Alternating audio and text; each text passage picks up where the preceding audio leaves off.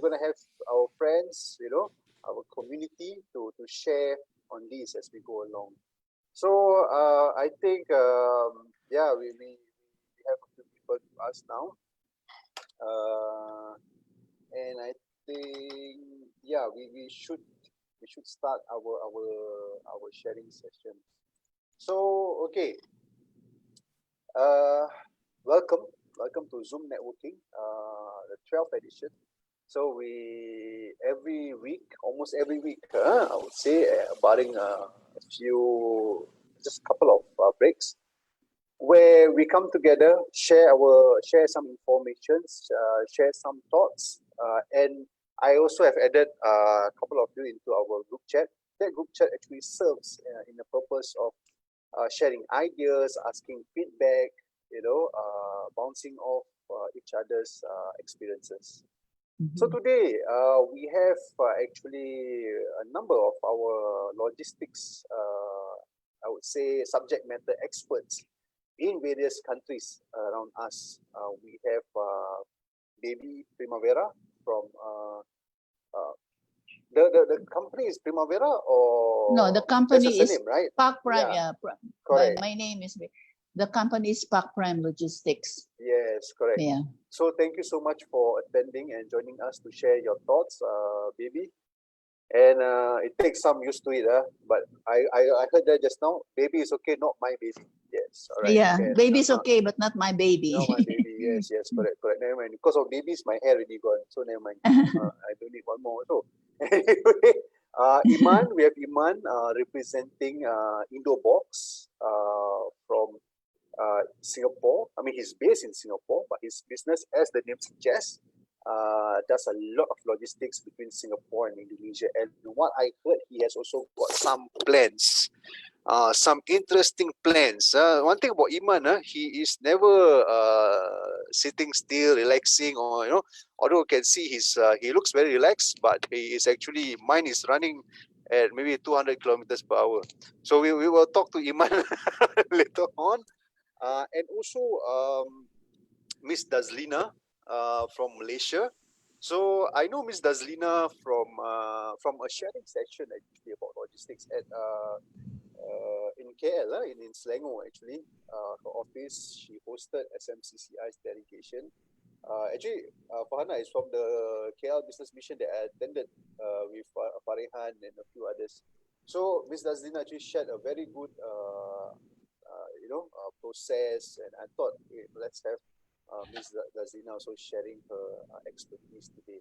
Again, it is not something, today's topic is not something very technical, but I would say is to debunk the myth, the coffee shop talk. Like for example, I think Iman mentioned just now, BPOM.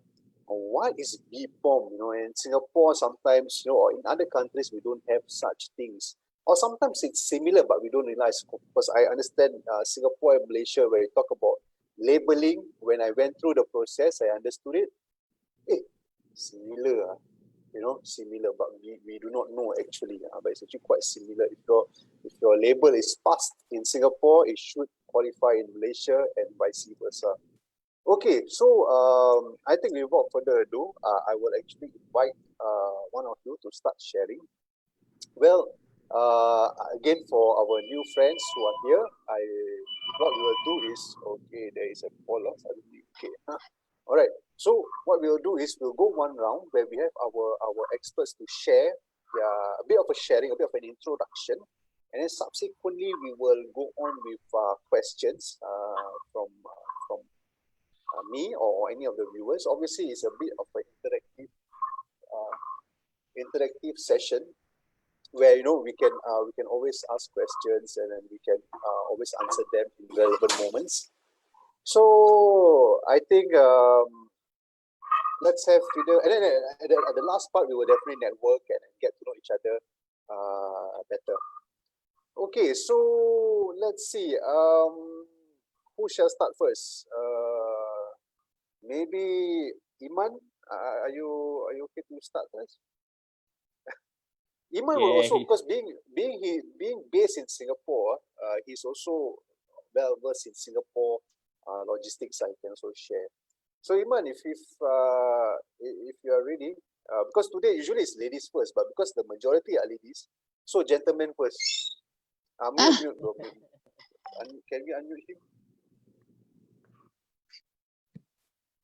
Okay, Hello? Iman. Yeah, sorry, I missed the joke just now. You Oh. were laughing. No, I said you said ladies go first. Then we got either Nora's Lina or No, usually they go first, but because no, today you are the roast among the thorns. I say, man. Pardon, you know. But No yeah, problem, sir. if you are comfortable, then maybe yeah. Okay, no I problem. know Iman is comfortable anytime. Okay. Shall I just start? Yes. Okay. So I can start with introducing yourself and then go on with. Can I share my screen? Yes, please. Yes. Okay. Still no virus. No. Inshallah, no virus. Okay. So, hello everybody. I'm Iman. I'm from Singapore, but I run business basically in Singapore, Malaysia, Indonesia. That's my key focus. When I say Malaysia, Indonesia, and Singapore, doesn't mean we just roll around here, but we do everywhere. But we are able to do from these 3 places. Okay. Just to share my screen with you. Where's the Zoom? Share screen. Okay, share screen. Okay. Can you all see my screen? Can you see my screen?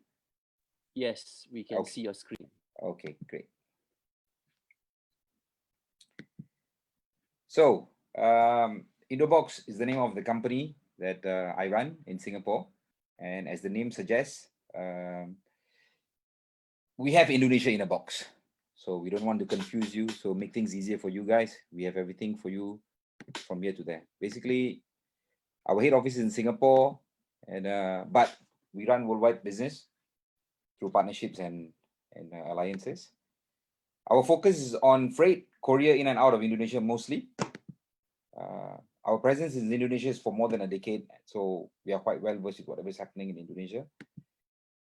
We have our own network in Indonesia. We have our own office in Batam. We have our office in Jakarta. We have a warehouse in Semarang. We have a couple of other places, and we've got our networks throughout Indonesia. So pretty much easy for you to get anything in and out of Indonesia. We can help you in any way. At this current moment, I'm not going to talk about this because this is one of the business that we do from Singapore for the domestic helpers. I think Baby might be familiar with this for personal effects.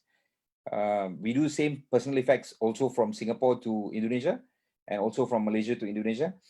This is mainly for either the domestic helpers or the expats and whatever else who are living in Singapore and Malaysia. So that's one of the business model that we have. I'm not going to talk too much about that, but what I'm keen to share with you guys mainly is the potential of what is the business that you can do in and out of Indonesia. So the e-commerce business in Indonesia is huge. It's really, really huge, and so much of room for growth. So this was the e-commerce amount of market in Indonesia in 2018, and it is expected to continuously grow at this rate for the next couple of years, and I believe it is going to grow even further than that.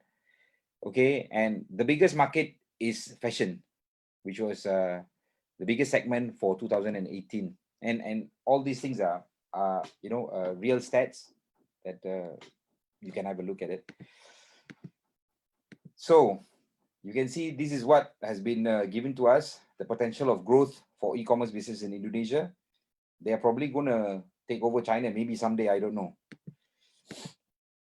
Okay, Singapore and Malaysia is the second and fourth largest trading partner for Indonesia. So there is a bilateral business which is going both ways to Indonesia and out of Indonesia, both ways. And same way from Malaysia to Indonesia, and likewise the other way around. So these are the top 3 products that we are very aware of. Is Muslim apparels, cosmetics, and supplements, which is a very big market. Okay, currently there is 31.65 million e-commerce users in Indonesia, and this is expected to grow even further.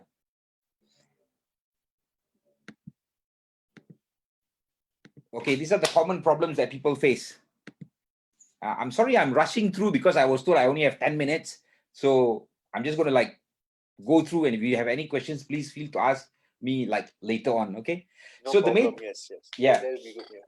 yeah. So the major problem that people face when getting things into Indonesia or out of Indonesia is the customs part. So it doesn't work like Singapore. In Singapore, it's very easy. Even as a personal, even as a person, you can actually do an export. Even as a person, you can actually do an import, and there is not much of a issue down there, as long as the products are not prohibited or the products are not under the list of goods that you cannot bring into Singapore.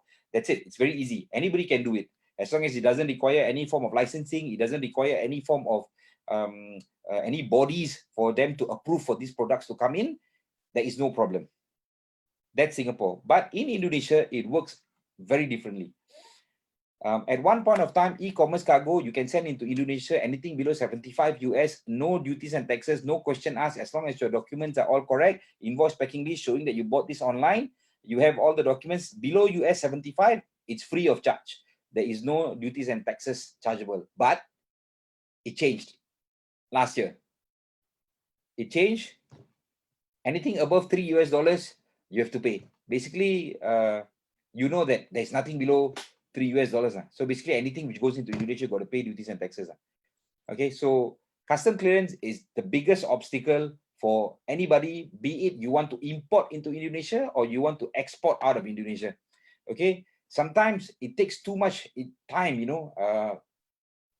the time taken for an import clearance, where like in Singapore, we can get it done within like a couple of hours. But in Indonesia, it can drag up to 7, 10, 14 days, depending on what the problem is, depending on what kind of documents you don't have, what are the things you require. These are the very, very, very common problems in Indonesia. Okay. And the duties and taxes are very unclear. Like you have 3 components for Indonesia. You have 3 components. First is the duties. Okay, the duties, what they call down there, pajak, yeah. So pajak is basically what you pay for the duties. And then you have something called PPN, and you got something called PPH. So there is 3 different components, and the duties varies based on the product. And every HS code, you got a different pajak applicable to that product. So this is really time consuming. And to make things worse, if you do not have the IZIN, or they call it API, basically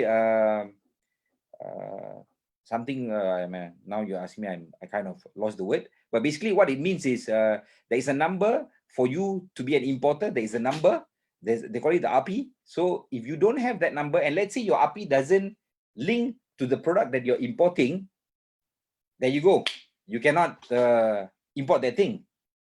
And also in this API, they've got different types of API. They got a generic, or they call it general, umum. They got an API umum, and they got an API for specific products. So these are all the kind of issues that you have when cargo is going into Indonesia. Similarly, for export, if you are doing simple courier service, there's no problem. You can export as a normal person and send it out. But then if let's say you are sending out bigger cargoes, you have 1 cubic of something, or you got 300 kilos of something, and you have to do official export, then you need to have a proper company for you to do it. So these are the kind of problems that people face in Indonesia. And as I was mentioning to you earlier, these are all the complicated and tedious documentation process, which makes people feel really, really fed up about doing business with Indonesia. So what do we have? Our solution. We have an integrated logistic network throughout Indonesia. So you can get everything done through us. We can help you. Let's say even if you are resmi, resmi means you officially, you have all the documents and stuff like that, we can assist you. But let's assume if you do not have the proper documents, we will try to find you a solution on how to get this thing done, whether it's to import or export out of Indonesia. Okay, we give you a very simple, cost-effective, transparent, reliable logistic fulfillment platform so that you don't have to worry about anything. We guarantee you delivery and minimum service levels, okay? So you don't have to worry about anything. The moment you give the product to us, we give you a number. You don't have to think anymore. We will just settle it for you. So I think I have done whatever I need to speak. Actually, I was told to share about some prohibition items that cannot go into Indonesia, or bring things which cannot come into Singapore and stuff like that. See, I didn't want to speak about it because that's quite simple. The moment you go and Google and you ask for this kind of question, you can just find it over there, you know. So I don't want to specifically speak about prohibited items because it's quite easy to find it over the Google. So if you have anything in specific that you want to ask me, I'll be more than happy to answer you guys. Thank you very much for your time. I think I'm done here.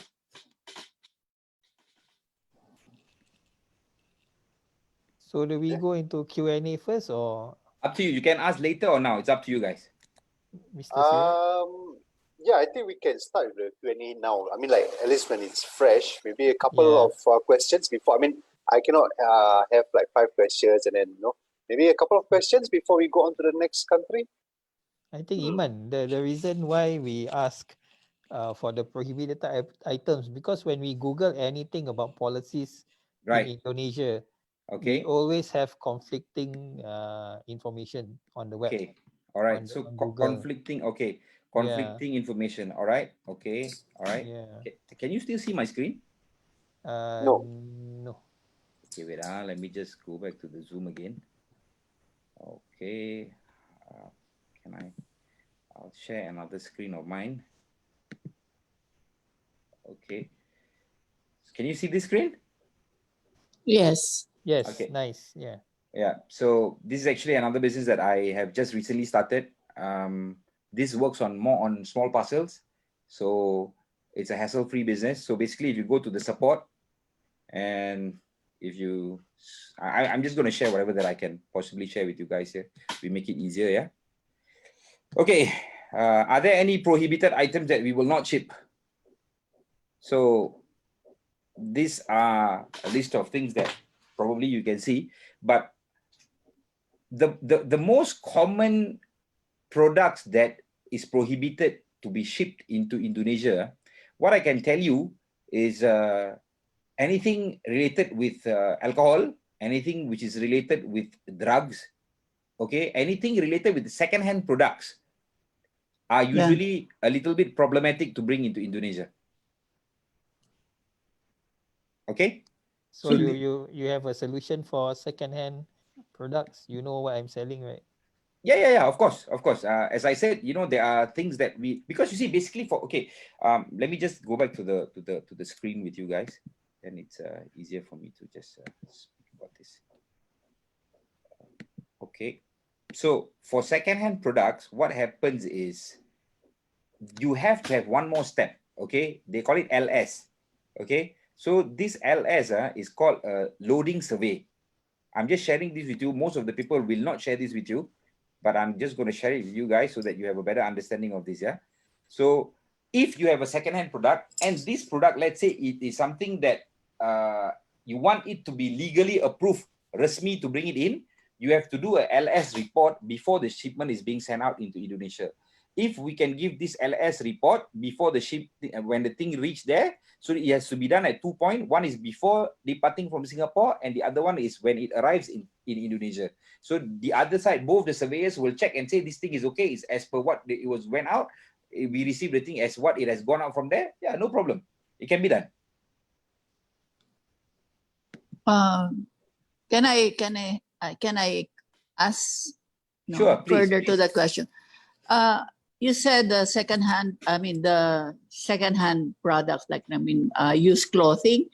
What about personal effects, household goods of returning residents? Correct. Is it different?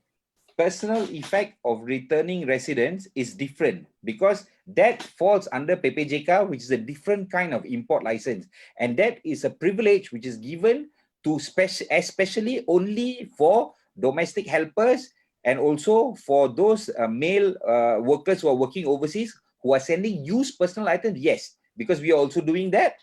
So that is a special privilege which is given to them. Similarly, if let's say in that particular box, like your Balik Bayan box, right? When they put certain products inside there, which is, let's say, of high value, yes, it is still taxable.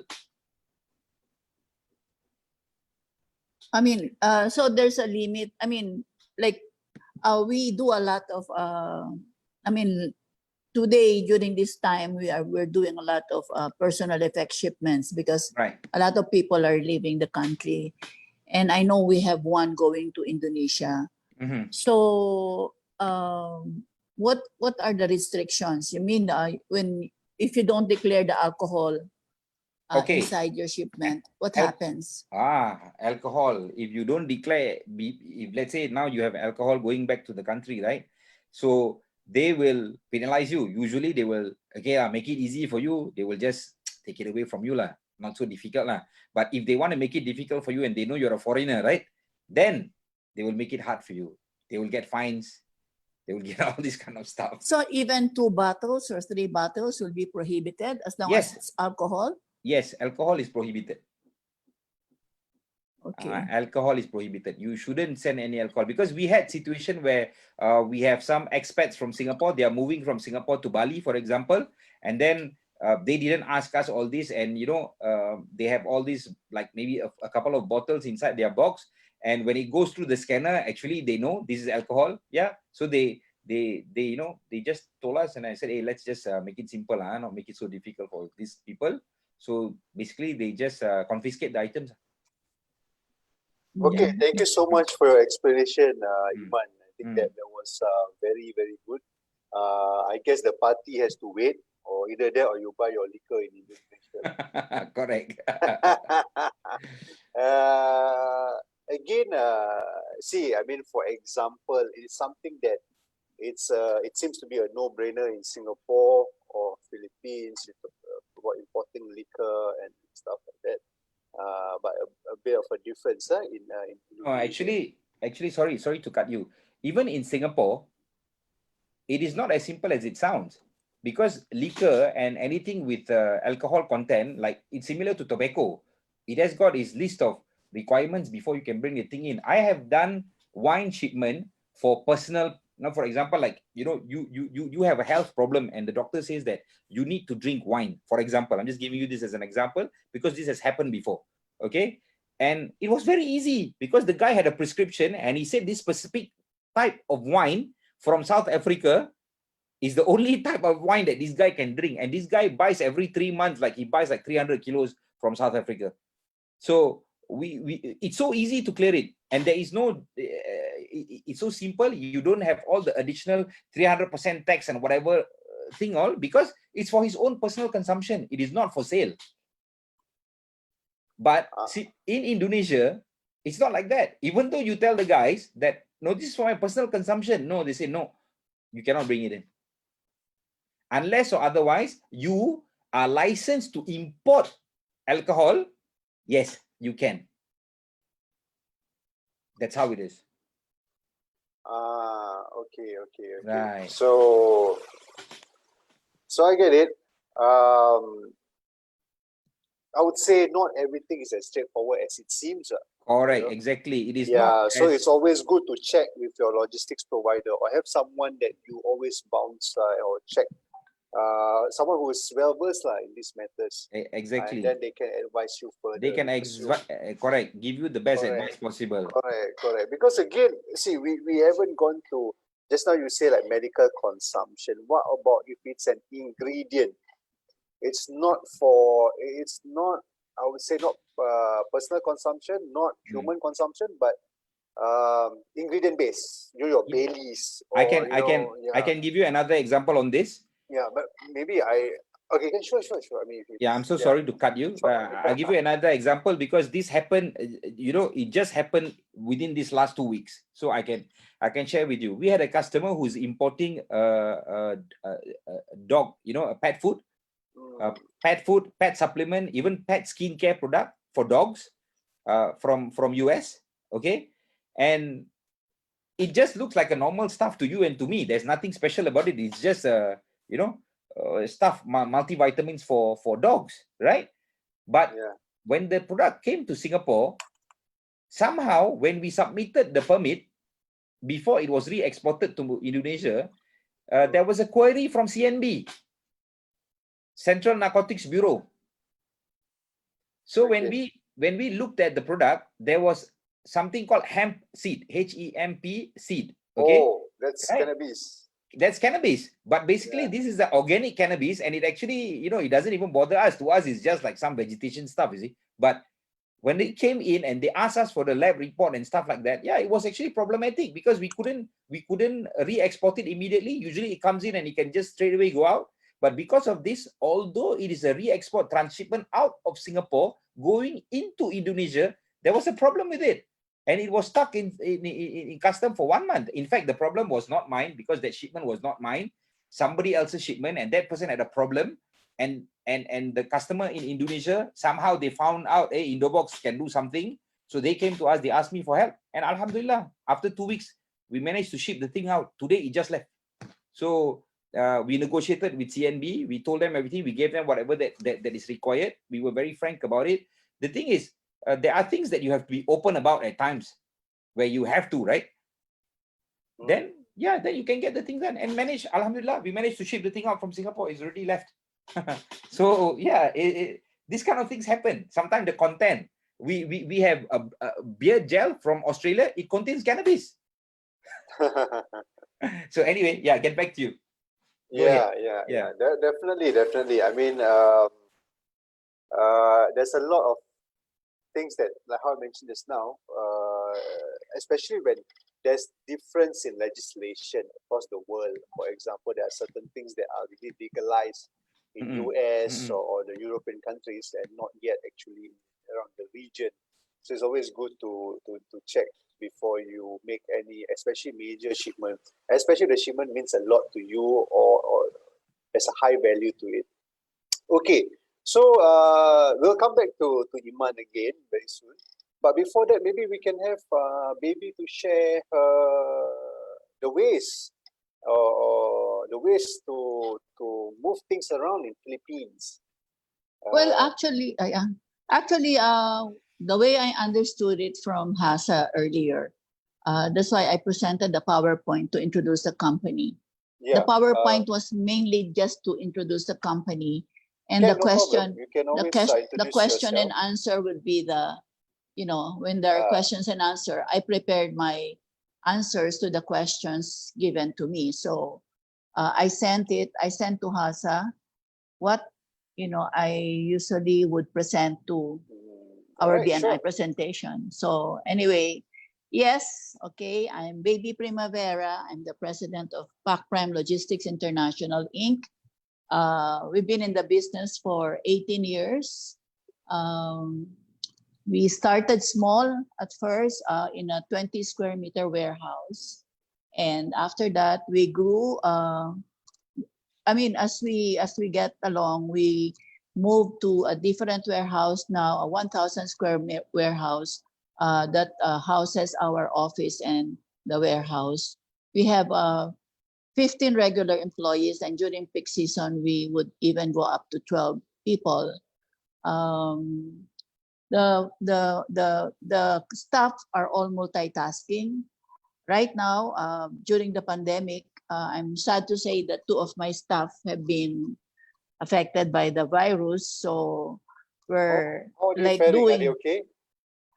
They're okay, not the worst cases. Just that what we did is that most of our clients are requesting that we do a mass testing of all the stuff, which I did last Saturday. So including the contractuals, we did a rapid testing and 2 of them were found infected. So, and these are my key people in the office. So I'm practically doing everything now for my import, but although she's working from home, and for export, I'm helping the girl because her supervisor is the one affected. And our finance, I don't know what's happening. She's been sick for 2 weeks, so I told her to get a testing also. It's difficult. It's really difficult to work, with this pandemic. Otherwise, as a logistics company, we were allowed to operate. We started the lockdown on March 17, and for the logistics company, they allowed us to operate May 1st. So we were lucky, and we were given a special pass by the government to be able to deliver services, to give our services to our clients.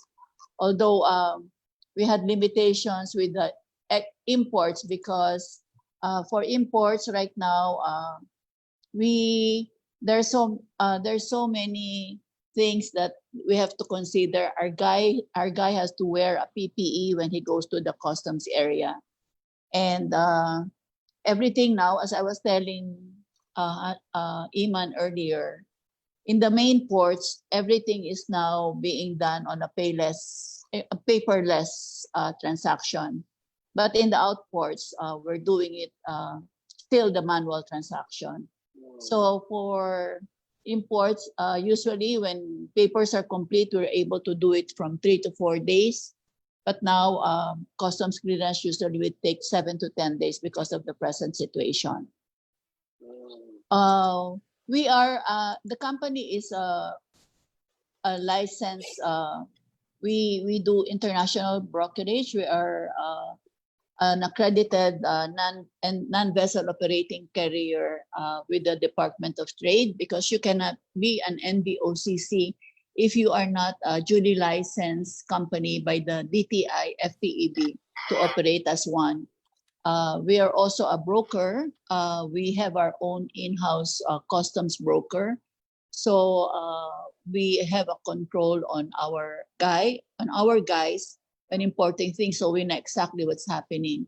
We're in the process of doing a track and trace. By our website is now being revamped by somebody. So eventually that will be up and operating soon. And then we also do domestic freight forwarding, meaning to say within the island, we do RoRo via truck, or we do inter-island. But right now, the domestic forwarding is restricted because some borders are closed. Example, if you go to Cebu now, you cannot just bring your cargo to Cebu because Cebu is locked down now. And so anything that's coming from Manila, you cannot just send it to Cebu. There are other areas also which are still locked down. So domestic forwarding is kind of curtailed in their movements. Okay. We also do, of course, our other services would be on-site professional packing and crating, which we do for industrial companies. We also do exhibits forwarding. We are accredited with a big exhibition centers here in Manila, but exhibition industry is dead right now. So you all know about that. We also do tracking. We do office moves. We do household goods relocation. We also do residential moves and pet shipments. That's one. Not everyone can do customs clearing of pet shipments. We do that for export and import. Basically, that's it. We are accredited with the big companies and with other government agencies. So basically, that's our company. And for questions and answer on what are allowed and what's not allowed, I can answer. I can address that individually. That's about all about our company. Thank you. Any questions? Yeah. So are there any questions for the time being? I see Mr. Panuman having a question. Panuman, yes. Yeah, Mr. Go Panuman ahead. is actually from Thailand. So okay. he runs a business himself Yeah. and is also part of an organization. So Hi, Mr. Panuman. Mr. Panuman, Hi. please. Good Yeah. afternoon. Good afternoon. I just wanted to get the big picture of the import-export, both Indonesia and Philippines. So far, can you explain what type of products mainly the first import and export through and in and out from Philippines, and also Mr. Iman ranking the type of product that banyak yang masuk ke Indonesia dan juga keluar pada Indonesia. Can you both give me some big picture of import and export trading looks like? Well, here in the Philippines, basically our importations are all coming from China, especially those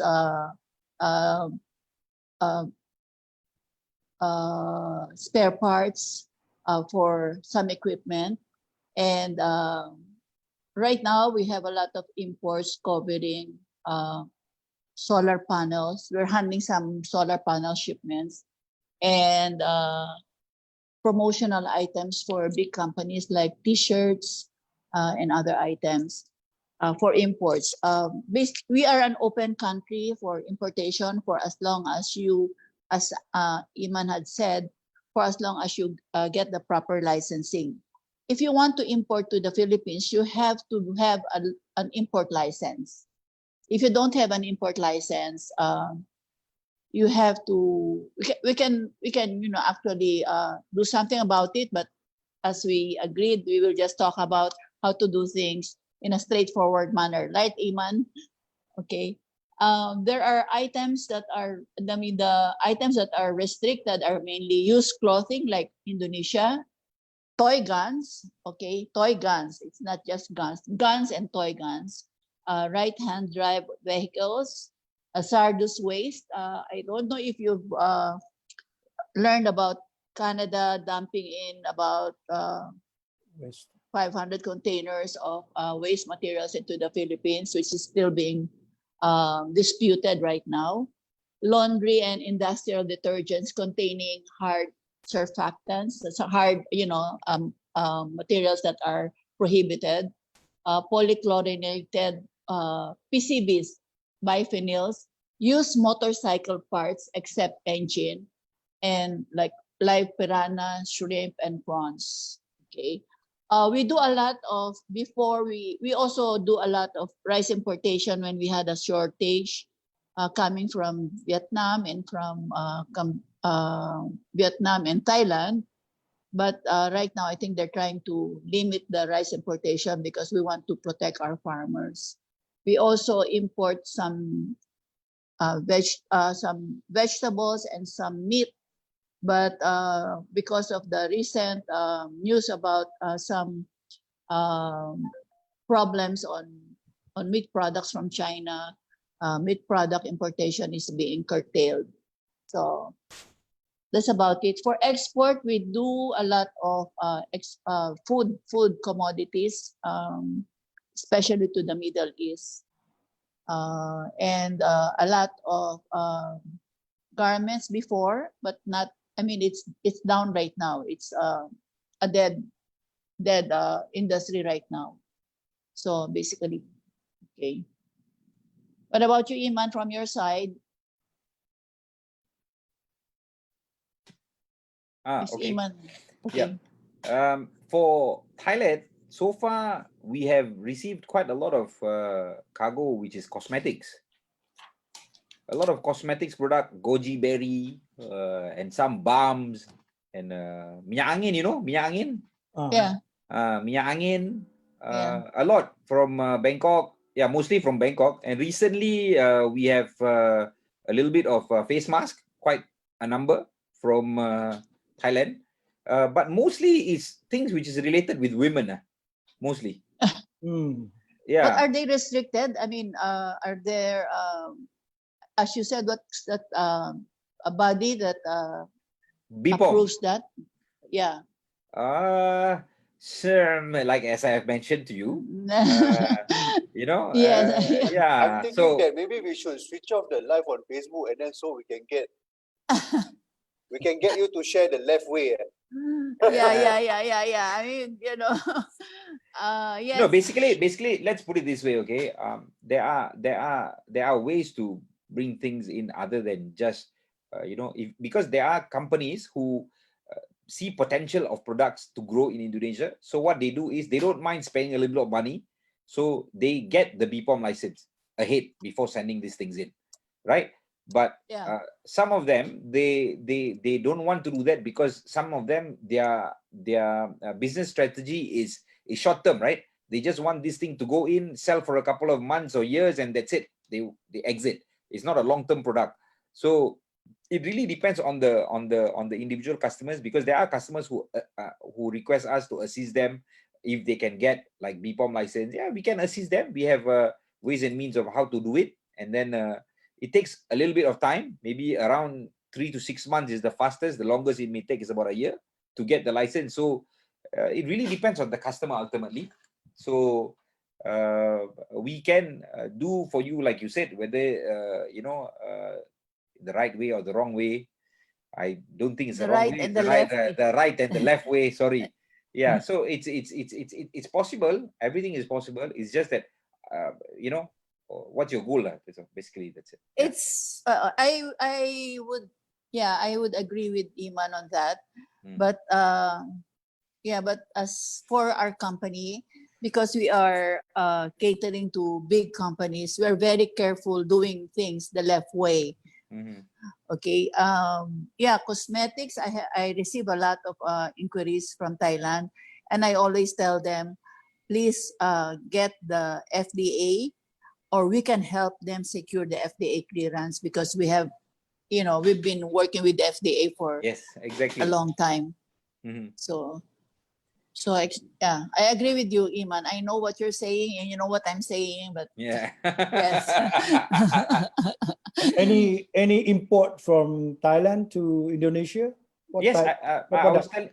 telling. That's what I was telling you. Import, Oh, sorry. A lot of the, Export from Indonesia to Thailand. Sorry. yes, we have done export is garments. Oh, from So they buy like batik, yes. the Batik. Indonesian batik, yeah, but not just the clothes, but it's also like the sarong, sarong. yeah. So sarong has a very high export to Vietnam and Thailand and Cambodia and Laos, very high. Interesting. Okay. Yeah, because I think the designs, and also in terms of costing, I think it's much better pricing. I don't know exactly, but yeah, we see a lot of exports of these kind of things, and also things which they use in the spa, Mm, spa products. okay. Yeah, that's what I have seen so far. Yeah. All right. Thank you. Yeah. So we have also a representative from Thailand, as I understand. Maybe we can have Sukanya. Are Sukanya, you Miss around? Sukanya. Miss Sukanya, are you around to give a bit of some thoughts on this? Hello, Adikap, Kun Sukanya. This is the part where I lose out. I can't speak She, Thai. she Okay. show up, but I don't know. No problem. Maybe Zaha can contact her on the sites. Yeah, Okay. yeah. Actually, I have. Can I share screen? Everyone share screen. I just want to share screen. Right. So sure, Can I share please. screen? Thank you, sir. Okay. As usual, I did a bit of digging, and I want to share this. This is by a renowned Indonesian newspaper, national newspaper, the Jakarta Post, that states poor logistics hold back Indonesian e-commerce from quantum leap on February 2019. And I just have to highlight, there's another Sirajuddin over here. But so Sirajuddin actually mentioned this part over here. You see here. Shipping a gallon of water, for example, would cost 40% more to send from Jayapura to Timika than Jakarta to Surabaya, even though the distance between Jayapura and Timika is 450 kilometers, while Jakarta to Surabaya is 660 kilometers. Now, does this affect logistics costs? Like, say, for example, sending something to a city that is nearer to Singapore, probably I would say Padang, or the Riau Islands, compared to sending it to the major cities like Jakarta, Surabaya, Medan. You want me to answer this? Yes, I mean, sir, please, for sure. Okay, so you cannot compare Nick is it also in now terms... smiling, so maybe Nick also got something to share. Okay, so basically, you cannot really make a comparison by the distance. Okay, why I'm saying this is because, let's say now, like from Singapore to Batam, for example, no, it's very near, right? But the cost of a container from Singapore to Batam is much more expensive than the cost of a container from Singapore to Jakarta. So it's similar to the number of calls, the number of vessels or flights or whatever that is going to that particular destination, the more competition you have, the lower your prices will become. But the lesser services that is offered to that particular region, it becomes monopolized. So it is also similar, like if as I was saying much earlier, because of these different islands, right? So the logistics is all affected by these islands, you know. So sometimes, for example, like from Jakarta to Surabaya, it's by road. It's very easy. It's not difficult. There's so many people who can truck the thing for you. But from Jayapura to Timika, you see the distance and you see the route that it's going to take, the logistics, the road, how they're going to get there, what's the problem they're going to face, who wants to take the risk of going. All these things will affect your costing. So if I think Bailey has something to say. No, I understand what you're saying. I understand what you're saying. Because here in the Philippines, the freight from Manila to Singapore or Manila, Hong Kong is a lot cheaper than the freight container cargo going to Cebu or to Davao. Yes. So yes. it's ×5 or, you know. It's exactly the same. I can send a container from Jakarta to Dubai for like $750 US, for example. But the same from Jakarta to Balikpapan is costing you $1,600 US. So this is again, as I mentioned to you, it's the number of calls, the services that's available, and how many people are going there, all the other logistical costs. Yeah, it's all determined by this kind of things. It's very difficult to make a comparison when it comes to costing locally. Very hard, unless it's by road network. If it's reachable by road network, people don't mind waiting. You can pay a cheaper price. That's what I have for you, Siraj. Okay, all right. Ken, thank you so much, Iman, and also Baby sharing her thoughts. I think I can relate to that. Is, for example, airports that are underutilized. You know, if you go to Vientiane, Laos, the air ticket would be more expensive than probably going to Guangzhou or Shenzhen, where the airports are highly utilized. So, I think I get what you mean for sure. Okay.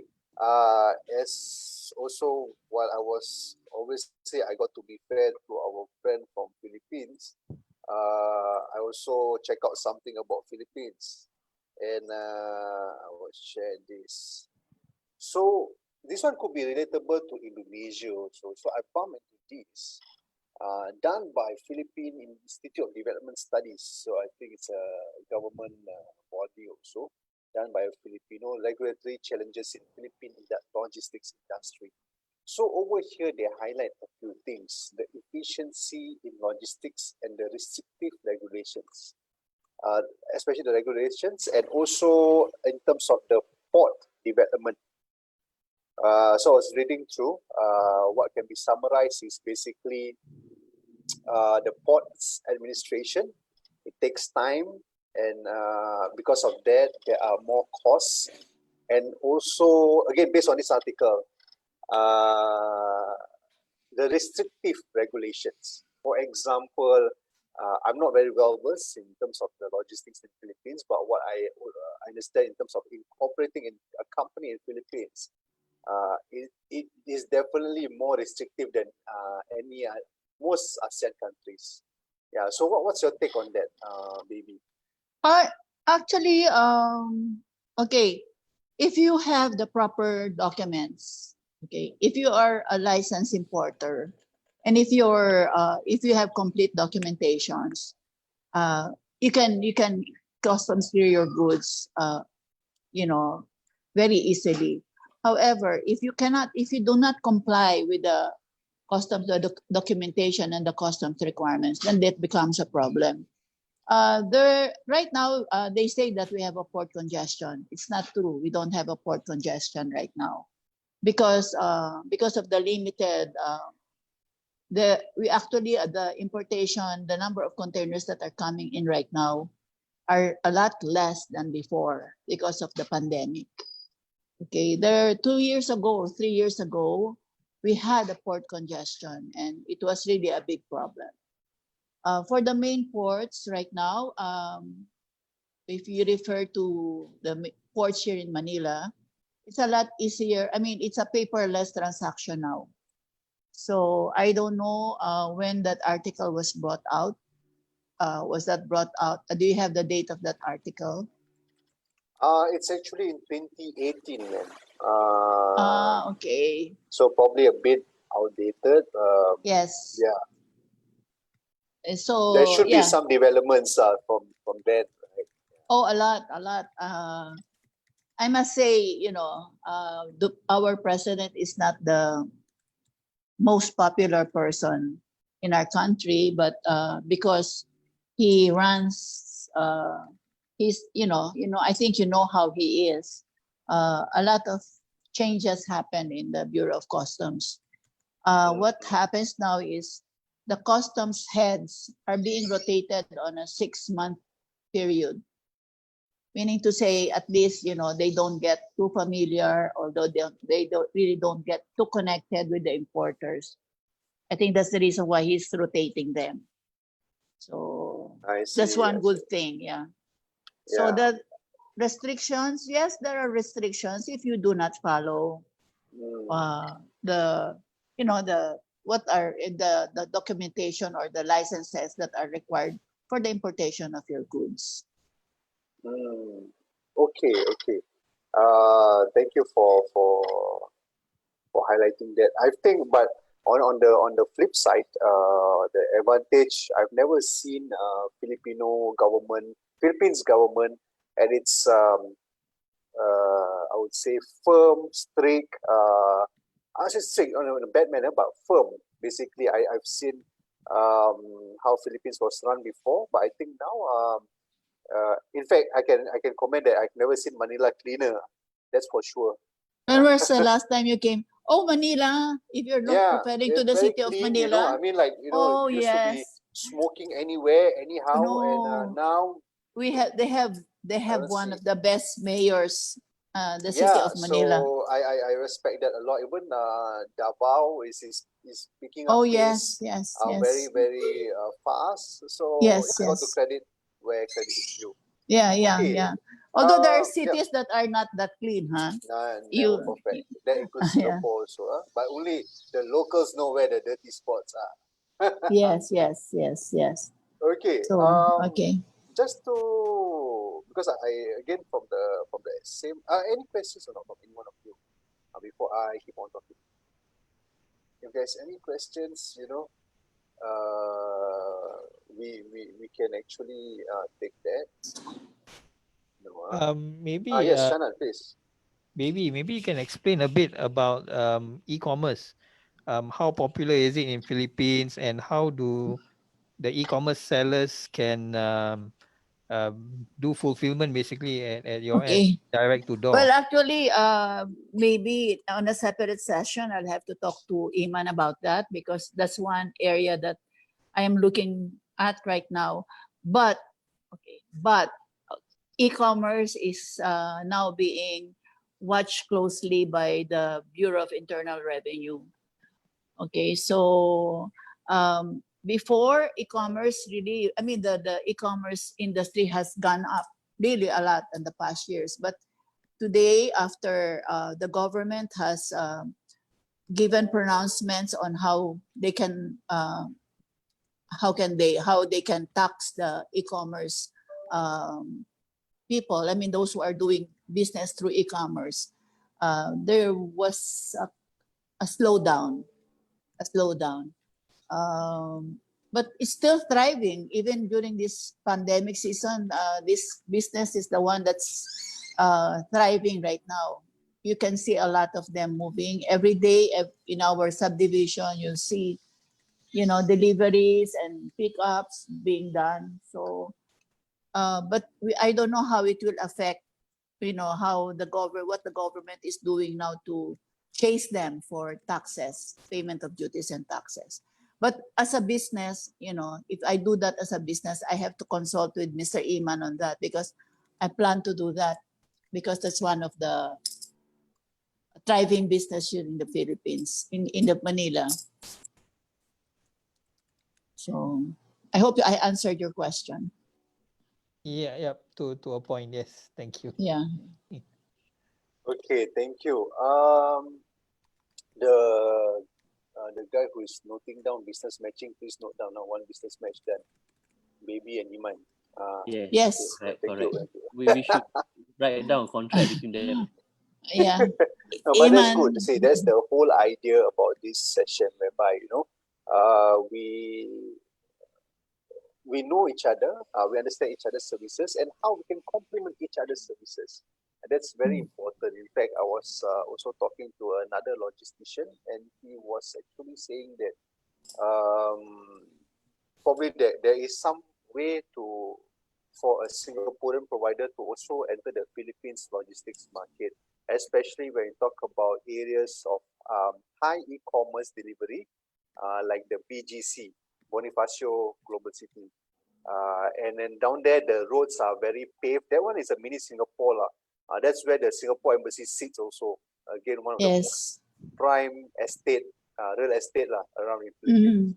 So we was talking like we were just sharing. You know, saying, oh, maybe we should start things like having that e-scooter, Grab kind of e-scooter, and then you move around fast because that's where people are buying things anyway. We talk about e-commerce.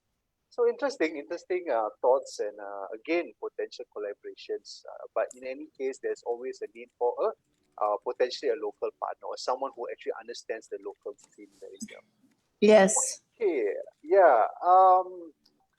I thought let's go on to having some of our viewers to also share what they have and also how they can maybe have some personal questions or they have some things to share to all of us. I again at this point I apologize on behalf of our Malaysian speaker, Ms. Nur Dazlina. She's having an emergency. Her son needs to be rushed to the hospital. In any case, we wish her all our prayers that everything is fine. Business is one thing, but I believe family is always first. So no issues about that.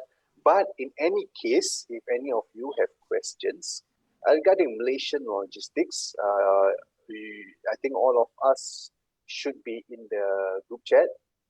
Or later on, maybe Zaha also will add them to the group chat. Can always post in the group chat whereby we have, I think, babies with the Iman for sure, and also Miss Dazlina is also inside there, and then they can always answer the questions accordingly. Yeah. At this point, I also want to give credit to Miss Nur Fahana from SMCCI. I can see her working diligently. She's covering, because I'm from SMCCI myself years ago. I know she has to do some other tasks, but she's still switching on to pay attention to this. Now I know from the eyes I know she's smiling. But thank you so much. Very important She's doing task. COO. Correct. That was a profit-making arm of SMCCI. Okay, Majula SMCCI. Okay. Can I ask? I have the question to okay. to Mr. Panuman. Maybe at the same time, Mr. Panuman. Why not at the same time you also introduce yourself a bit? Now we got some time. Introduce what you do, and then you can post your questions also. Can I ask the question first? Then can also, sir. Whatever. Because I have in my mind. Okay. Yes. Correct. Very important. About e-commerce, I just wonder because my daughter ordered some personal use from Malaysia, and it arrived Thailand so easily, no tax, no any, and so quickly too. So I wonder if Malaysian people, Indonesian people, Philippine peoples order mine product, will it be the same way in Malaysia, Indonesia, or in Thailand, or in Philippines? Because personal use will be subject to tax or not, or any certain amount that they do have. I'm talking about personal use. I'm not talking about trading. Anybody can answer my question? Yeah, in the Philippines, for e-commerce, I've been using Lala Move. I mean, that's one of the more popular e-commerce platform here. And so far, I've not been taxed with the things that I buy. Although if you use a courier here in the Philippines, let's say if I buy from you and you use a courier, anything that is more than $400, and anything that is more than 400 kilos, it will be taxed. I mean, it can be taxed. So you have to limit it. But for maybe if I want to order things, maybe go through. You have to partner with an existing e-commerce company that can do that, and there will be no tax. So I mean, I think your goods, especially from Thailand, I use a certain oil from Thailand which I cannot buy here in the Philippines, and I always have to ask my friends from Thailand to bring it for me. So that you can probably, try to check. It's called Shang oil. Okay. It's very good. And then cosmetics from Thailand is also good. And dried fruits, your food is also can also be. So certain One. amount will be subject to tax. Yeah. Okay. Yeah. Thank you. Mr. Panuman, what company are you representing? I myself, right now, I'm doing textile, Okay. clothing, women clothing. But also this session, I would like to also share you guys with my experience with import export also. I do export from Thailand tapioca starch. Tapioca starch, Yeah. we call tepung kanji. And I also am importer in Malaysia also. So I import to Malaysia month about 200 tons, not a big amount, but 200 tons per month. I use my own trucks and I use my friends' trucks to cross the southern border of Sungai Golok. To me, my previous experience, very convenient.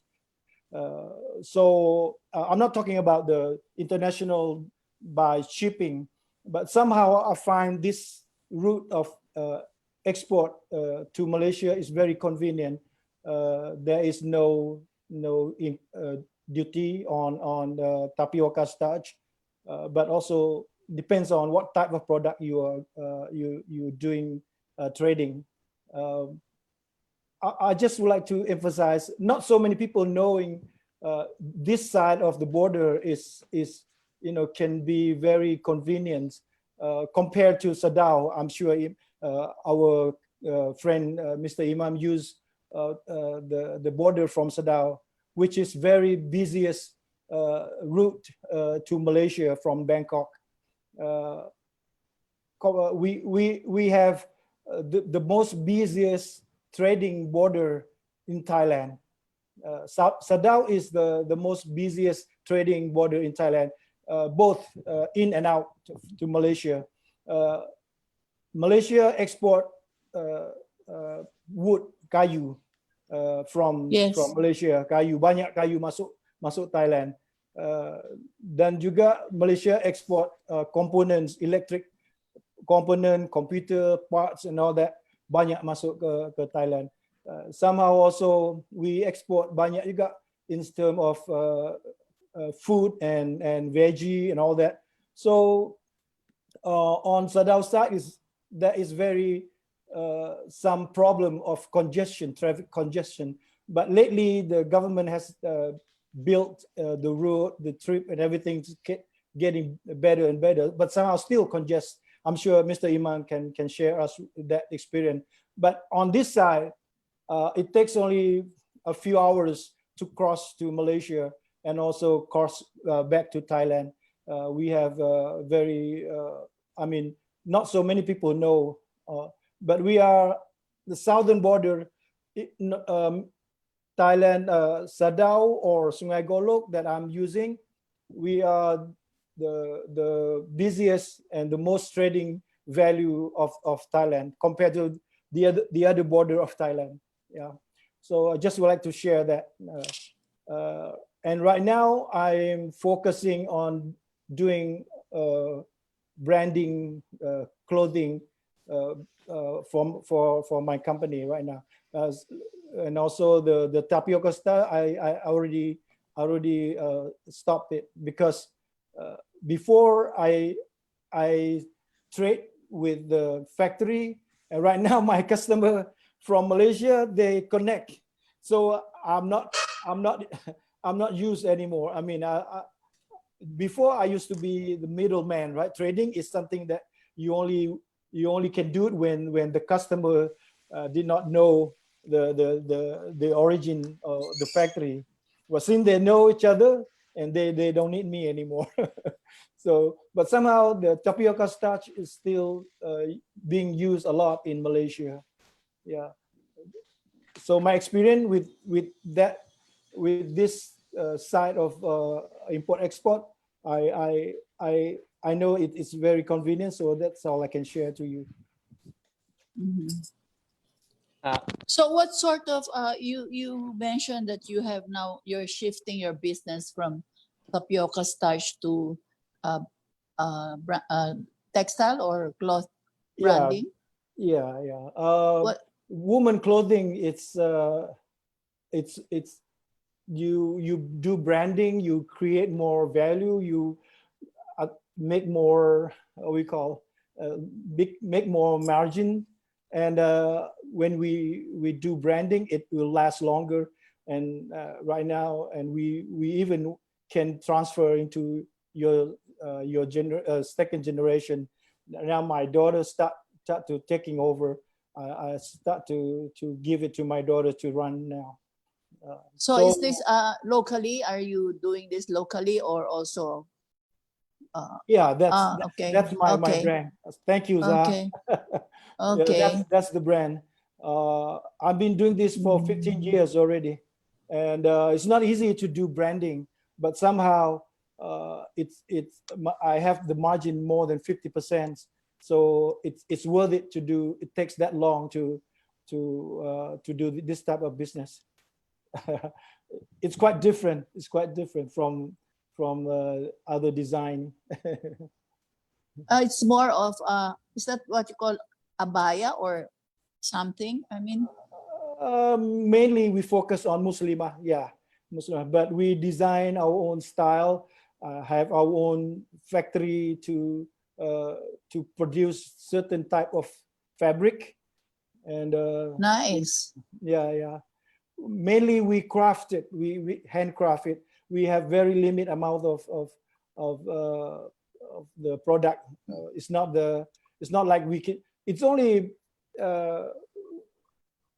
each person then can only make 10 pieces a day.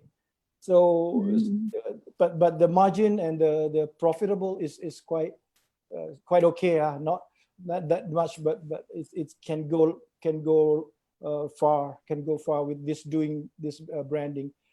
It's only I would say only in Thailand we are number one right now, but I'm expecting to go overseas.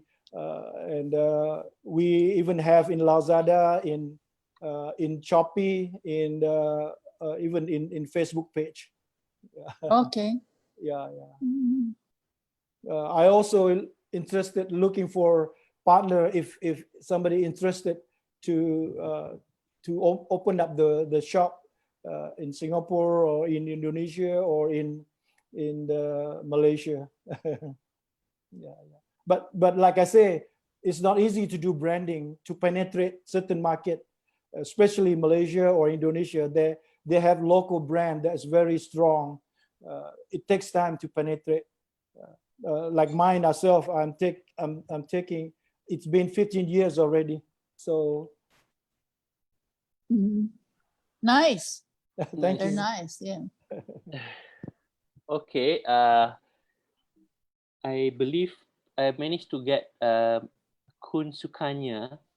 Maybe Kun Sukanya, you can actually introduce yourself to the floor. Hello, good afternoon, everyone. Good Could afternoon. you hear me? Yes. Yes. Yes. Yeah, I shall turn on my video as well. Is that right? Okay. Well, allow me to introduce about myself. My name is Sukanya. I'm from Quick App company. So we are the logistic and supply chain services.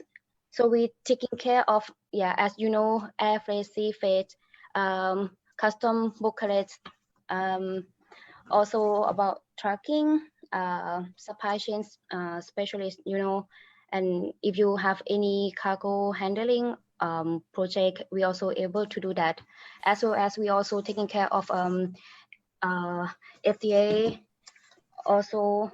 So we do quite services here as one-stop service based on Bangkok, actually Bangkok. So we also have our agent partnership in different countries as well, such as the Vietnam, Malaysia, Philippines, of course Chinese, and Sukanya, maybe you can shift the camera up a bit so I can see Yeah. you better. Yeah. can yeah. you? Yeah, Sorry. this is much better. Thank you. Sorry. You know what? This is my first time to be on the camera, especially on the Zoom Oh, meeting. no problem. There's So, always a first time. Yeah. yeah, Last time is this when also my first time they only see my head. Yeah. oh, really? But now I also already know the camera angle. No problem, sir. May I could please? Thank you. Yeah. So very strange. I could not see myself. You know, I see the other person, but I didn't see myself. It's funny. Yeah. Okay. Sorry. I must confess that I'm quite new face for this business, because I used to do, you know, something else before, and of course the COVID coming, so I have to change my my job, I would say like this, to support my to support the company of my husband. So yes, I would say some question I might not be like, you know, give you the best answer yet. But if you have any question, you can send me the line, so then I can pass to the specialist in our company, so then we can, you know, answer and find out the answer for you, the best answer for you. What's the name of your company, Sukanya? What's the name of Quick App. Quick App? Yes, Quick Apps. So you can say QUICK, then APS. Yeah, CO dot comma and then LTD. Maybe you can just I can send us a business card via, you know, the chat, in the chat group. You can give us your contact address. Sure. Or, yeah. Yeah. So what exactly, I mean, you just said that you just joined your husband's company, is it? So you're not kind of familiar yet with the operations of the company? I would say not 100% yet. But okay. Of course, I know about this, you know. Yeah, no problem. I think we are all learning. No one is 100%, and I think the logistics industry is very dynamic. It keeps you on your toes, and like how Iman shared just now, which I can never think of, you know, having hemp, HEMP in your ingredient, and having a problem with that. So yeah, I mean, I'm sure also there are other things that are, I mean, just because we're talking about hemp, drug paraphernalia, because I've heard, again, I think came out in the news before, where interestingly, someone ordered drug taking utensils or tools through an e-commerce site, and it was shipped by SingPost. But SingPost shipped it, but at the same time also highlighted to the Central Narcotics Bureau that these guys are ordering certain things. So you might never know, behind that shipment, so many people are actually involved, like it or not. you know. And then interestingly, so these guys, CNB, the Singapore Central Narcotics Bureau, went to raid the house and found that they're actually growing weed inside the house, using ultraviolet rays and stuff. So again, bottom line, we can never be 100% knowledgeable in this thing, but it's good to at least have some people to share with. Okay, thank you, Sukanya. At the same time, I think Zaha might also add you to the chat or again share your contacts over there. I think Iman also has shared. This is a very good thing. On the spot, you share your contact details. What I'm going to highlight also is Nick, who is sharing possibly, I don't think it's just part of the design of his background. He is sharing masks in his background. So maybe Nick, from just now, I'm like, I want to ask this question, So yeah, Nick, maybe share what's the mask behind you. Are you selling masks nowadays, or how is it shipping masks around? So Nick, please introduce yourself. Yeah. Yes. I will be interested in that because there's a high requirement for mask here in the Philippines. Okay, second business match. Baby, Nick, please. Nick become baby become Nick. Nick. Not the same time become baby Nick. Okay, Nick. Nick, unmute. Yeah, sorry. Our specialty actually is a non-woven recycled bags. So currently our factory in Jakarta is manufacturing the non-woven for 35 GSM to make disposable mask and the isolation gown. So on top of the recycled bags that we are producing. And just a quick touch about the cassava bag that Mr. Panumat was talking about. We also have a sideline of cassava bags. Yeah, cassava bags, yeah. Okay, so aside from that, the mask that I am showing here today is they are basically customized reusable mask where in the middle you can slide in the PM 2.5 filter. So this mask is you can wash it and use it again. Disposable mask, you use it today, a few hours, then you throw it away. There are two things we're looking at. Usable mask in the long run is cost saving compared to disposable mask. Aside from that, reusable mask, you can use it for branding. I got a few customers bought from me because they print their company logo on it. They give it to customers, they give it to the employees, and they wear it. They're happy because it's free, but the company got to use it for branding. So these are the two main things. The third one on the side that perhaps not everybody would realize that or maybe not too much concern about it is now we have a lot of disposable masks in the river, in the land, in the garbage place, on the street, all over as a garbage. So garbage overall is a headache. It's a challenge, not a headache. It's a big challenge of course, it's for government, but we want to help out as well. The world needs everybody to hand chip in to help out every single thing.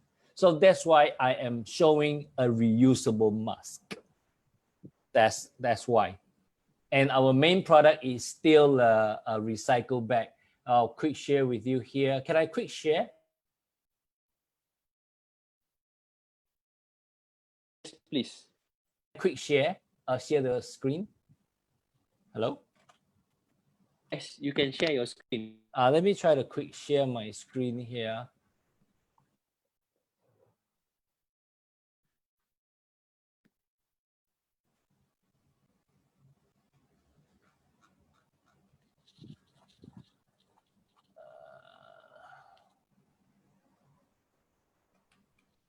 Oops, I kind of think there you go. Our product basically is a non-woven fabric. like this, a very colorful woven fabric. And we basically manufacture woven fabric, and then like this, and then different colors, and we print it and we sew it and we make it to suit cover, bags, laundry bags, pouch, all this, table runner as well, tablecloth as well, for all these different industry. Yeah. Okay, so that's all. Thank you. Nick, Thank you. Nick, Yes, Nick. do you have any brochure or any thing that you can give it to us about this mask? Yeah, maybe you have like a bit of a product catalog or something that you can also share. Yeah. For the mask, I have 1-page brochure. Yes. Yes. Good. Yeah, that'd that'd be be good. useful. Please do send to me the too. Yeah, The to chat. the group. Yeah. To the group I also sent to can. the group later. Okay, can Yeah, thank the you. WhatsApp group. Especially the Ah, mask. good. Yeah. Third business match really. Thank you. Yeah, that's all from Okay. me. Yeah. I think there's a question. I think Iskandar, are you having a Yes, question? yes. Sorry, you really appear already. That's right. Yeah. Iskandar, please. Okay, Nick, I have 2 questions actually. For the mask, right? How many times can you rewash before it can't be used? Because normally there's a certain number of washes before the effectiveness is being reduced. Okay, so in Singapore, the government usually say 30 times. So to me, I would give it a range of 25 to 35. Again, it's how many times to be washed. It's a little bit of a gray as well. Depends on how we wash it.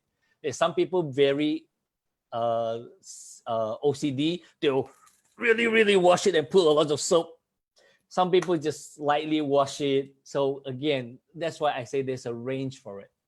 20 to 30 plus. Yes, thank you.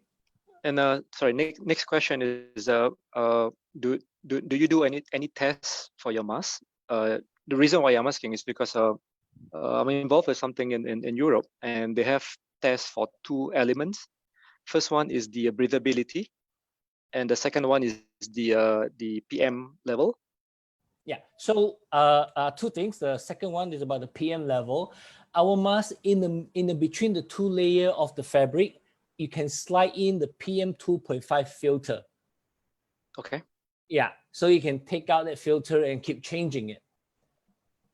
Yeah. It doesn't go inside and cannot take out, because we can wash the reusable mask. So you take out, you wash it. If you want to put a new a filter, then you can do that. Number 1. Yeah. Number 2, whether how breathable it is also depends on individual. I've been using it for about 3 months. I don't know how to explain that in terms of scalability, but I can tell you how to compare it. Singapore government has given out about 4 masks overall from day 1. First one is disposable mask. Second one is reusable. Third one reusable. And lately, last month, the 4th reusable mask. So the third one and the 4th one, they're a bit different on the breathability, because the third one is really thick. And the last one a little thinner. So the breathing part is nicer. So mine is in between. Not too hard, it's not very easy, because mask is still a mask. Yeah. Again, the people who are interested, I can pass them a sample to try it, to test it as well. That's how I do business. Try it first before any decision. Yeah. Okay, Nick, you're in Singapore, right, Nick? I am in Singapore, yes. Okay, all right, Ken. Okay, Singapore, get the sample first. Thank you. And then those who get sample must do a review. If good, can post on Facebook. No good, you come out here and then you talk first. Okay. Actually, here in the Philippines, the doctors are not really encouraging, the reusable. But I do reusable. Actually, I buy different colors to match my dress. So, but the doctors I've spoken to said that they're not safe. I don't know. I mean, they would ask you to either, get the face mask or the KN95 mask. So, but I agree with you. I think we will have a problem of garbage again. I mean, masks will be one of them. Mask will be the new tissue paper. Yes. Yeah. Yeah.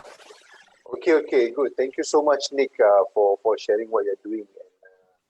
Okay, we have got some new friends. I thought we should highlight them. Sue, are you there, Sue? Oh, hi. Hello, everyone. Hi, Sue. Maybe you want to share a few things or any questions you have for our panelists? Okay, I am representing RNS Delivery Service. That's in Singapore. Before that, It's Singapore. locally in Singapore. All right. We provide local fulfillment and transport service and have been around for about 5 years. Oh, okay. All right. Good. So, RNS, huh? Correct, yes. Okay. How did you know about this Zoom networking? Oh, I was in the our ship group. Okay. Yes. I think Mr. Chanan posted it. Oh, hi. Yeah. Okay. So So this is an interesting RNS. topic, yeah. What would be is there a particular niche or particular type of things that you see an increase in terms of deliveries around Singapore?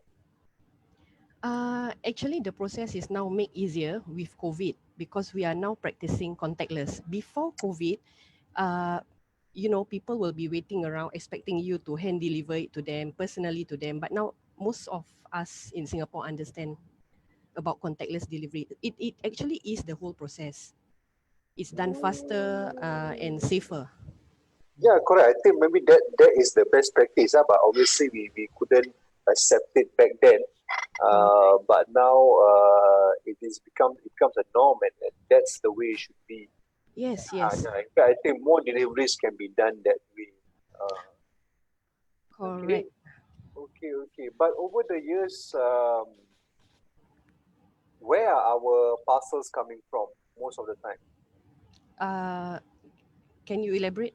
Like, for example, what I'm trying to get from is like, when you talk about e-commerce, when you talk about, I assume like you will be doing more like parcel based. Correct.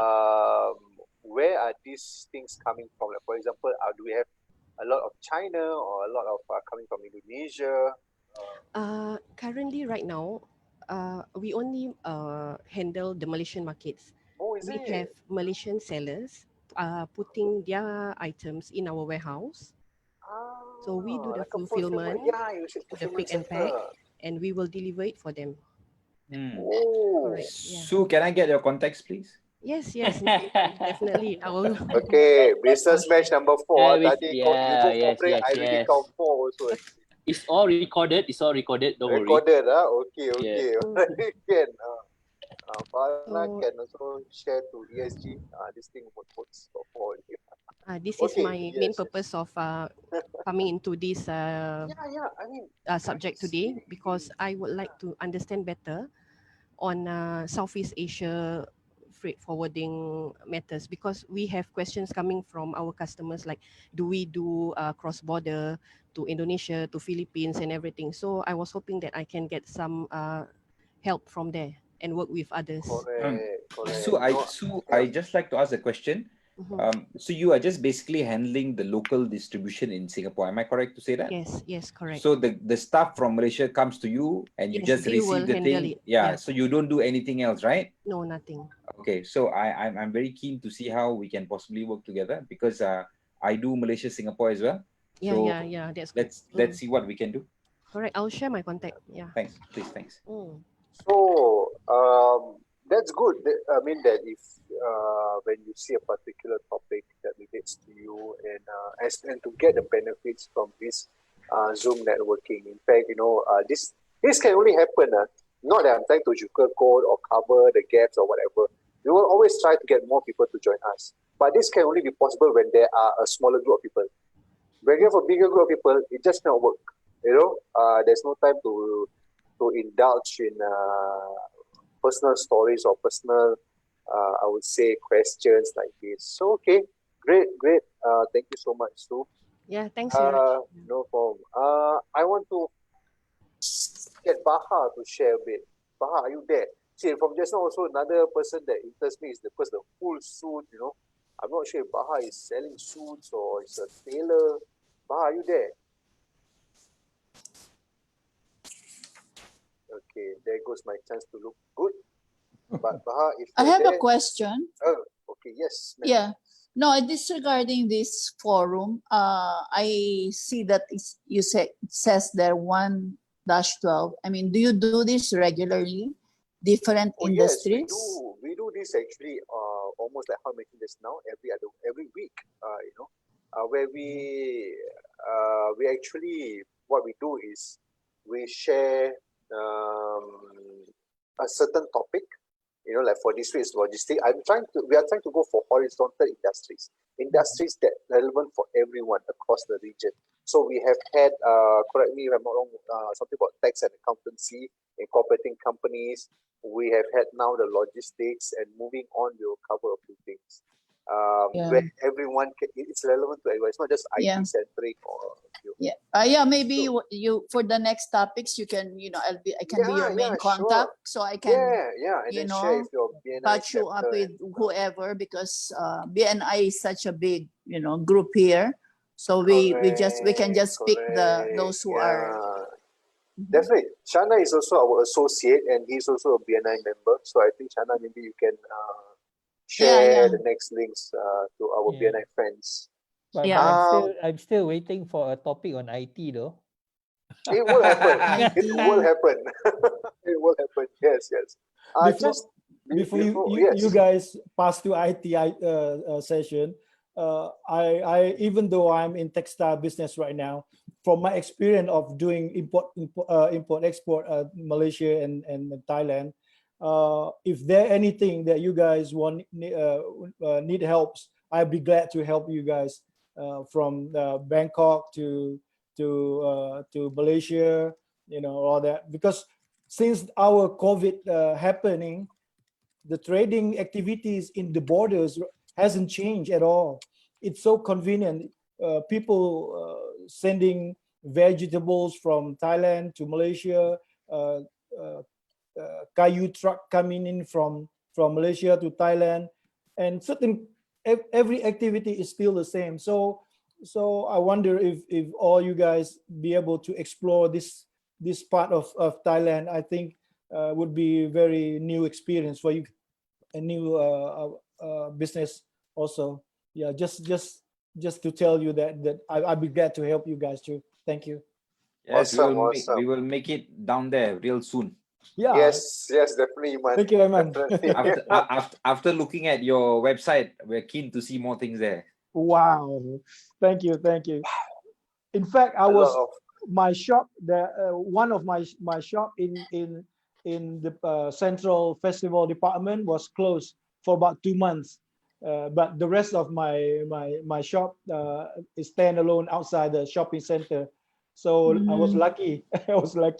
Now it's back to normal now. Situation in Thailand is very good, getting back to normal. Alhamdulillah.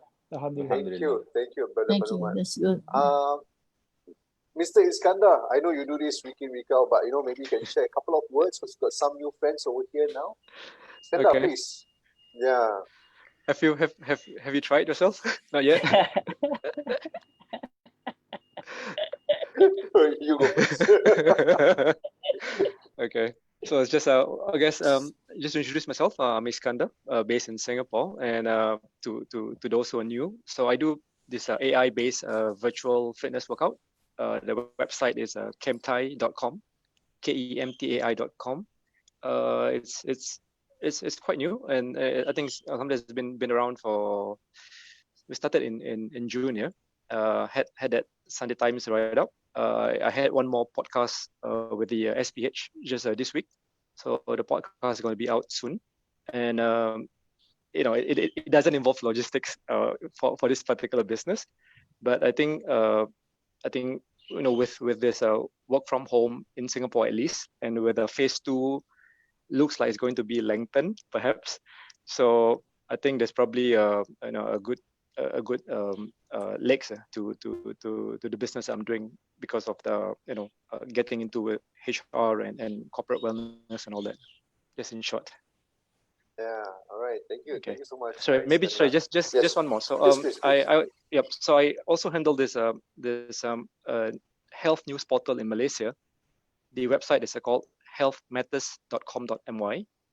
So currently we're still populating news, a lot of syndicated stuff out there, but soon it's going to be on e-commerce. So, and of course, has to be relevant products.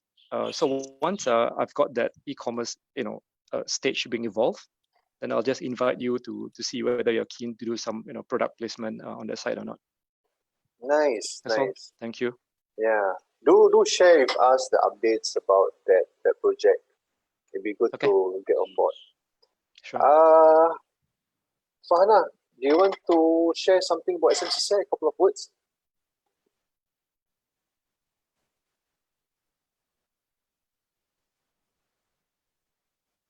Farhana?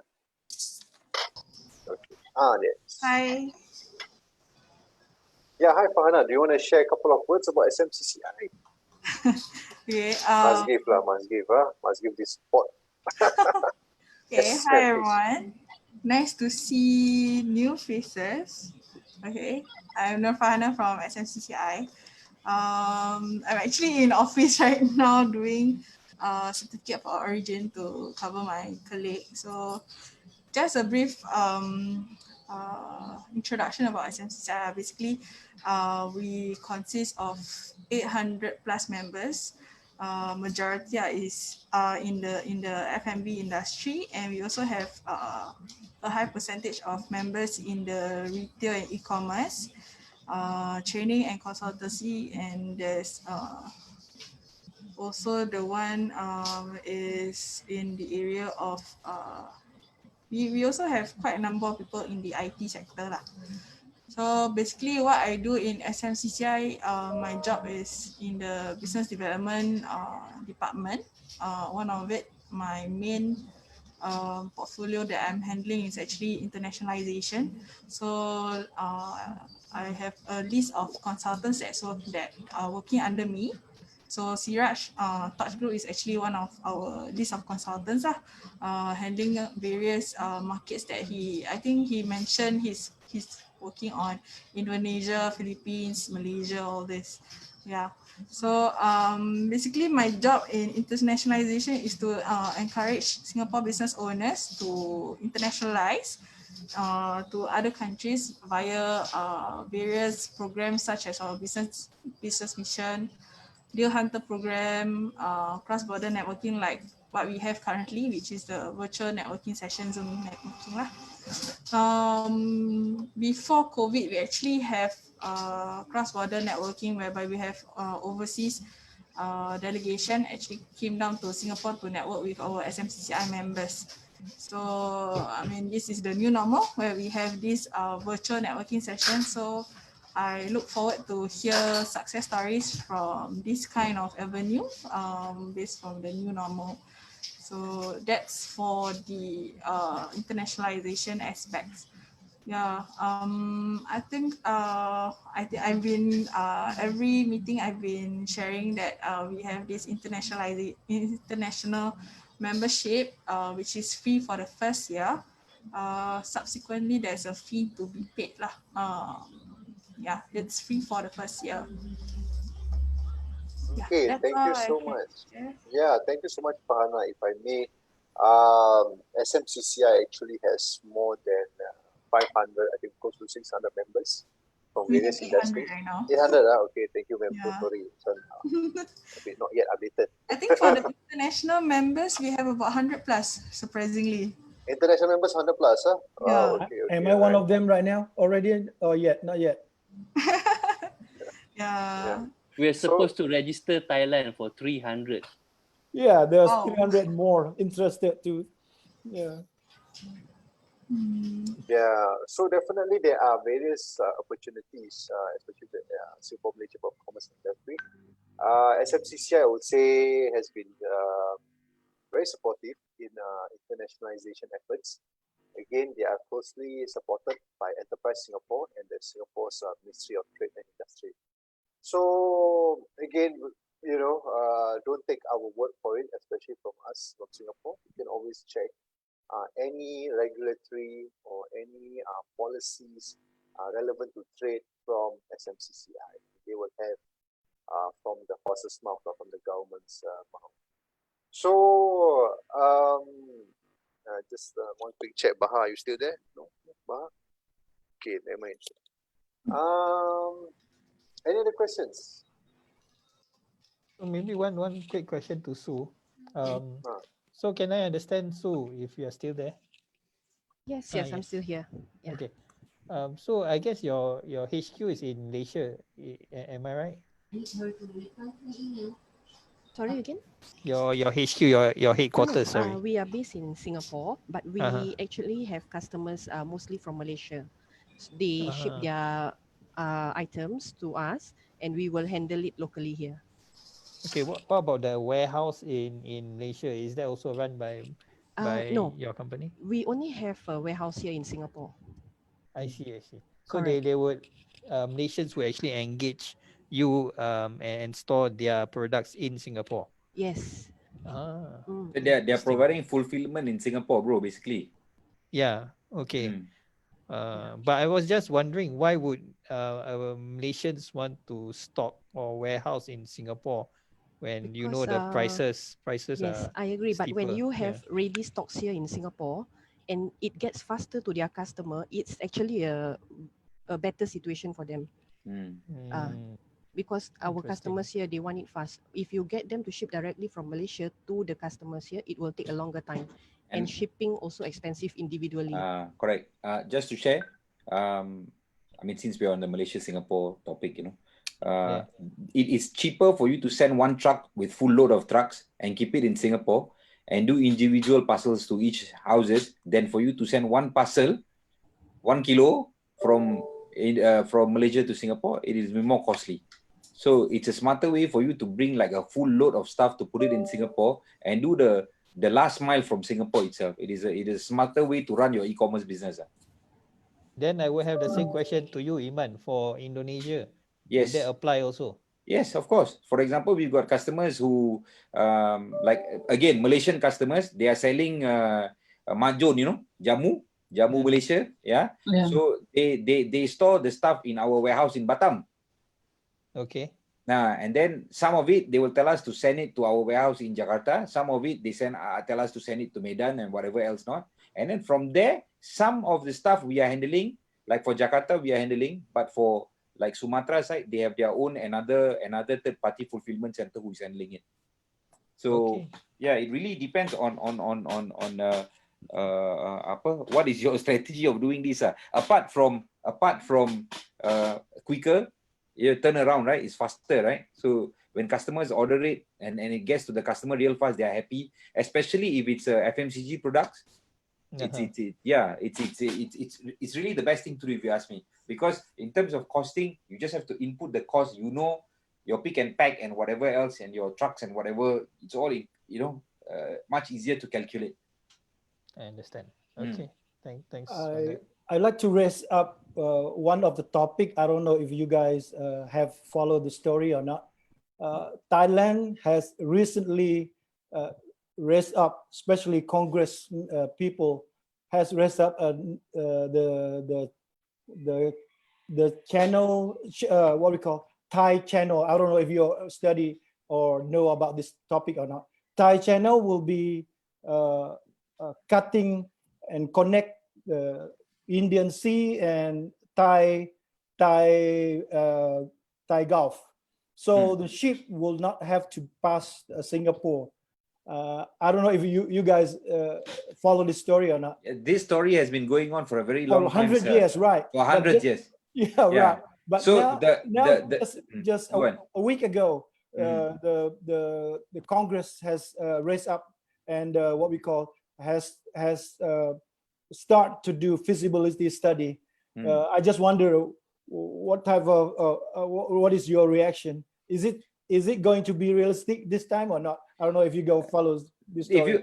If you ask me, it's a fantastic idea, because they're just trying to do what they're doing in Panama Canal. They're trying to do what they're doing in Suez Canal. It's the same idea, because basically instead of you spending another 2 days or 3 days or 4 days to make all the way down and back up, they just want to cut across.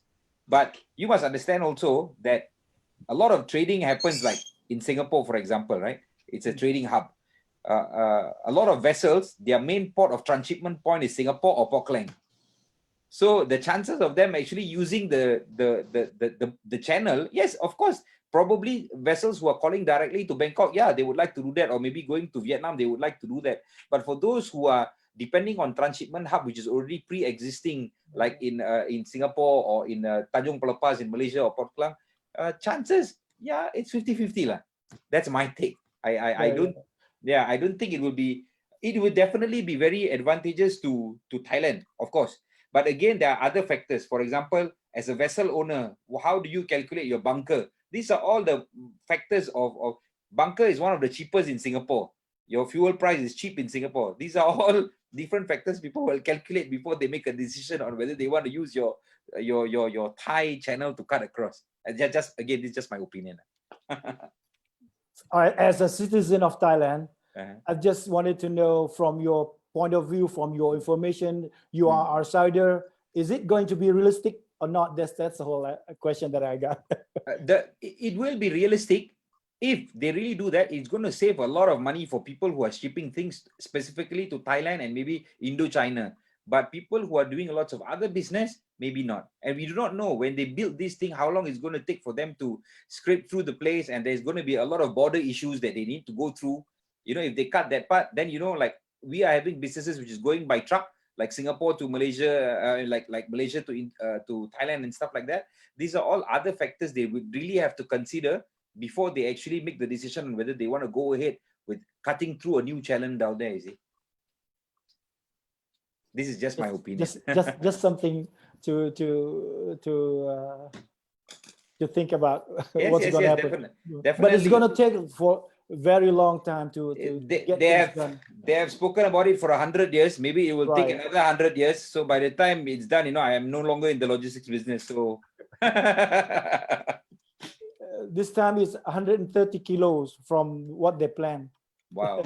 I don't know. Right. Yeah, they've been planning for a long time already. But because they are pro business people, they are pro for this choice.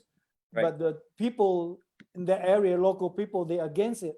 So it's interesting to see how it's going to turn out. You know, must be some clash of you know, definitely clash of interest for sure. Clash of interest, for sure.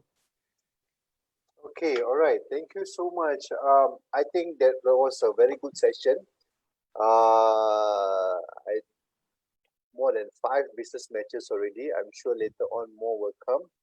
And I appreciate you guys being I would say transparent and didn't have any hold back to share whatever you know. So it paints a clearer picture. In fact, now after hearing all of you, I think it's very much the task of moving things around ASEAN is not exactly difficult. What I've heard is it can be done, and if with proper documentation, it can be done smoothly.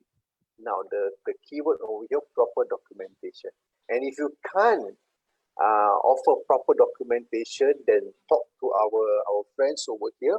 I believe they can provide or assist you with the proper documentation. I'm sure it's something that is very valuable. And I believe the discussion will still go on even after this. So I would say, thank you so much. And we will definitely, all of you are in the group chat, definitely will share more about our next session. Thank you so much for attending today. Please feel free to actually stay on and discuss more things if you need to. But if not, we will still meet you again next week, same time, 3 p.m. And that will be more of a showcase of the people in the group chat, our members' products. And before I go, in fact, I will be actually sharing more in the group chat. I thought since I have a couple of more minutes, I think there was something that being shared by one of our members in the group chat about doing business with other members in the group chat. Now, I take this opportunity to actually encourage all of you to do business together and discuss business and negotiate more business. But at the same time, I also would like to remind you, wherever or whatever, is it a business chamber, is it a group chat, is it a group of friends coming together, you still need to do your due diligence. It doesn't mean that actually when we have that person in the group chat, he is you can trust them 100%. I always believe you can only trust your parents and your parents 100%, and not even anyone else. So do take your caution. But in any case, if you want to counter check or validate or verify a particular member, a particular person in our group chat, then it's definitely you can always look for myself, Zaha, or even Shannon to just check. Hey, how do you guys know this person, or how do we get this contact? What is he actually doing? I think the three of us, and also Kai, will actually know the most in terms of individually.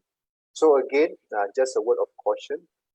But again, having said that, if there's anything that you do and doesn't fall through and the way you like it, then I think it's a point of reflection. I need to check whether you have done the necessary verifications.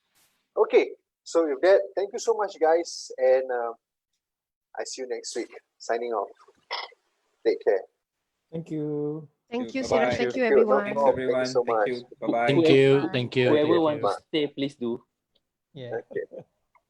Maybe I baby. got to excuse myself, but please, we'll keep in touch again, definitely. Please continue. Thank Yeah, you. Shannon. See Yeah. you. Bye. So I'm pending a visit to Philippines with Mr. Siraj actually. When? That's the question. When can I get out of Singapore to Uh, Philippines?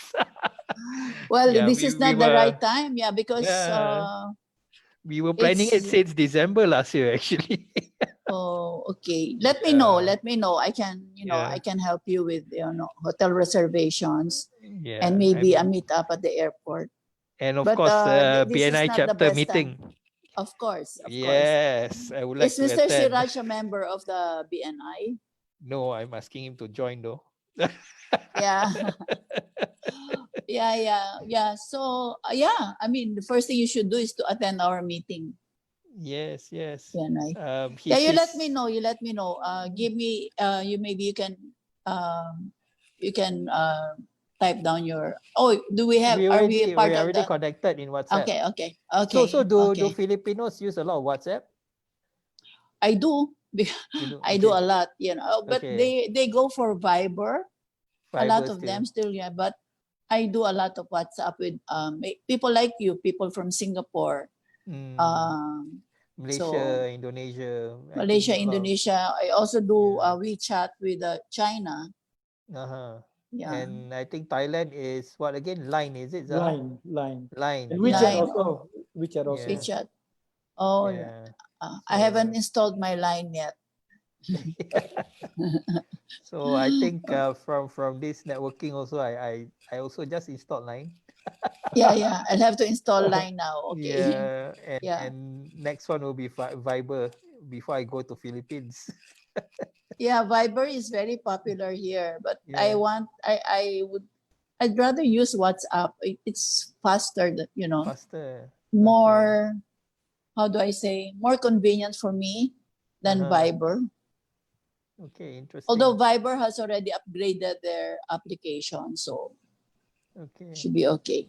Anyway, let's keep in touch. Yeah. Yes, definitely. Thank you so much for joining Thank us you so today. We Yeah. hope to see you again next Yeah, week. yeah. Sure, if you need, like you say, if you need to look for people in a particular industry, you can tell me, and then I'll give the name, and our BNI group is so what do you call this? It's complete. Actually, our chapter is complete with almost everything in it, almost every business in it. How many members? How many members in your chapter? Actually, we're not that big. We're 40 now. Same about Yeah, ours is 40 now. 40.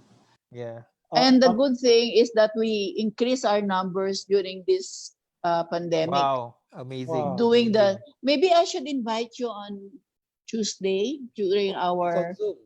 our Zoom meeting. Oh I'll yes. pass it on to you.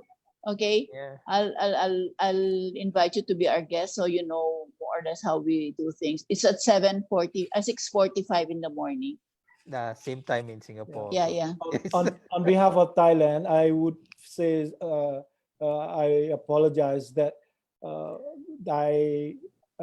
we have not have enough details information in regarding logistic due to mostly professional logistic person that I know. They are not really what we call having be able to communicate with you guys, and they refuse to come and join us. Mostly, this is the things that happen in Thai what we call community, I would say, having problem with communication.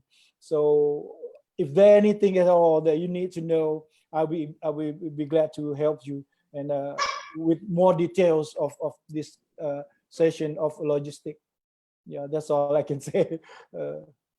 Right. Thank you Yeah, very Yeah. much. Okay.